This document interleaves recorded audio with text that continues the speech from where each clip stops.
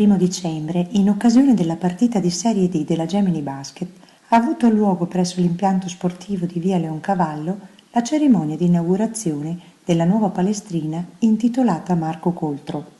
Durante la pausa intermedia della partita si è svolta la cerimonia di taglio del nastro ed è stata scoperta la targa di intitolazione.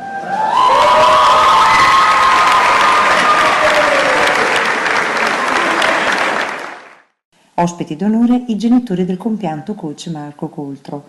Sono seguiti gli interventi di Ivo Sequani, presidente di Gemini, del sindaco di San Giovanni Lupatoto Vantini, dell'assessore comunale allo sport Mantovanelli e dell'assessore regionale allo sport Massimo Giorgetti.